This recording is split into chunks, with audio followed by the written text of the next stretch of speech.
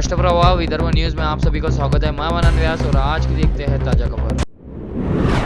आज रविवार सुबह उत्तराखंड राज्य के रुद्रप्रयाग जिले में यवतमाल जिले के वनी के एक परिवार के 3 सदस्यों की भीषण हेलीकॉप्टर दुर्घटना में मौत हो गई।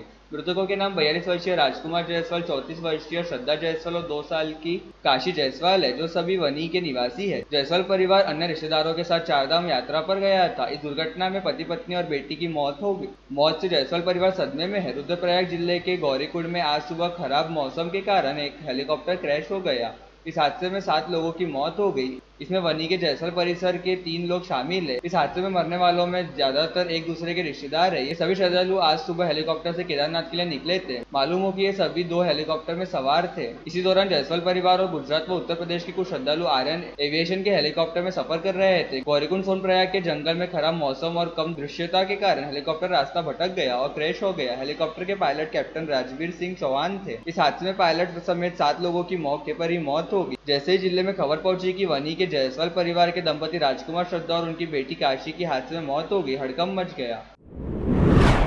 किसानों, खेतीगर मजदूरों और विकलांगों के मुद्दों पर गुरुकुंज मोजरी में अनिश्चितकालीन भूख हड़ताल पर बैठे प्रहार जनशक्ति पार्टी के अध्यक्ष बच्चू कडू ने अपनी भूख हड़ताल स्थगित करने की घोषणा के बाद महायुति में श्रेयवाद की तस्वीर सामने आ रही है। राजस्व मंत्री और अमरावती जिले के पालक मंत्री चंद्रशेखर बावनकुळे ने भूख हड़ताल वापस लेने के लिए कडू को धन्यवाद देते हुए बच्चू कडू की मुख्यमंत्री देवेंद्र फडणवीस से बात करवाई थी। उन्होंने मीडिया को बताया कि मुख्यमंत्री ने खुद मांगों पर सकारात्मक रूप से विचार करने का आश्वासन दिया है।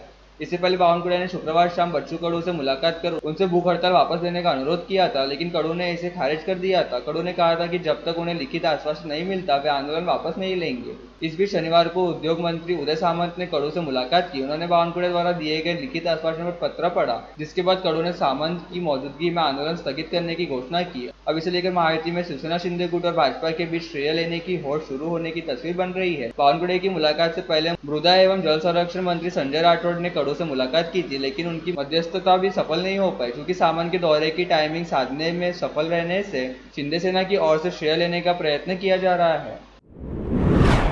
अकोला के कोलखेड़ चौक में बीती रात अज्ञात आरोपी ने 35 वर्षीय गंगाधर डाबेराव की पत्थर से सिर पर वार कर हत्या कर दी। मृतक मूलतः यवतमाल का निवासी था और पिछले 6-7 वर्षों से अकोला में मजदूरी कर रहा था। सूचना मिलने पर खदान पुलिस मौके पर पहुंची। पंचनामा कर शव को पोस्टमार्टम के लिए भेजा गया। डॉग स्क्वाड, क्राइम ब्रांच व पुलिस अधिकारी जांच में जुटे हैं। सीसीटीवी फुटेज की मदद से आरोपी की तलाश की जा रही है। हत्या का कारण फिलहाल अज्ञात है। पुलिस आगे की जाँच कर रही है।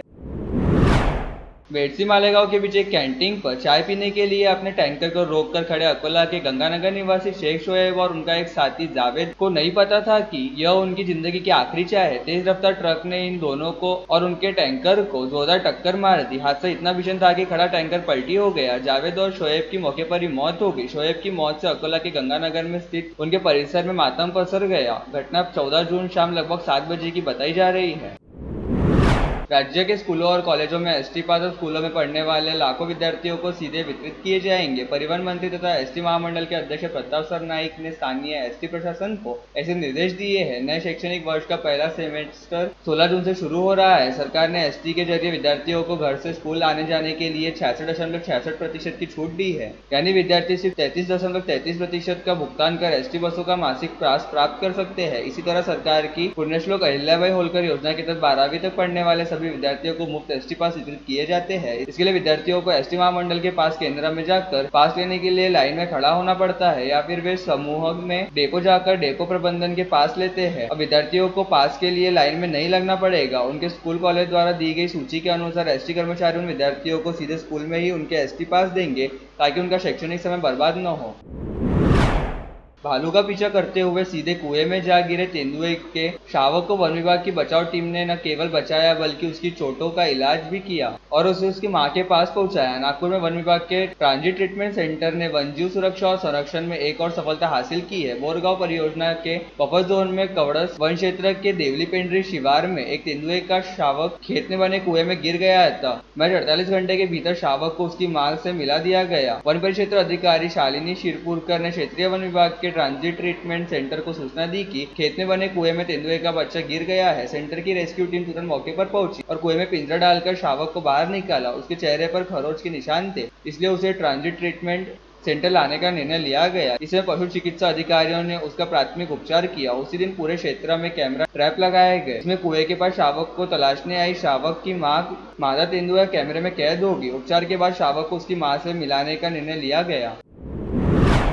नागपुर में हुए शालात आईडी घोटाले में हर दिन नए मामले सामने आ रहे हैं। अब अफसरों के बाद संस्था संचालकों की गिरफ्तारी हो रही है। शनिवार को विशेष जांच दल ने बड़ी कार्रवाई की है। विशेष जांच दल ने शालात आईडी घोटाले में शनिवार को विठ्ठल रुक्मिणी शिक्षण संस्थान के संस्था संचालक दिलीप धोटे को गिरफ्तार किया है। धोटे पर 15 शिक्षकों की फर्जी शालात आईडी बनाकर उन्हें नौकरी देने का आरोप है। पुलिस को यह भी संदेह है कि उसने प्रत्येक शिक्षक से 15 लाख रुपए लिए थे। इससे पहले पुलिस ने भंडारा के चरण चेतुले को गिरफ्तार किया था। अब दिलीप धोटे को गिरफ्तार किया गया है। धोटे पर 15 शिक्षकों की नियुक्ति का आरोप है। उसने इन शिक्षकों को राजाबक्शा के नवयुवक प्राथमिक विद्यालय में नियुक्त किया था। हालांकि इन शिक्षकों को नियुक्ति विठ्ठल रुक्मिणी संस्थान में हुई थी, लेकिन इन्हें नौकरी अलग स्कूल में दी गई थी।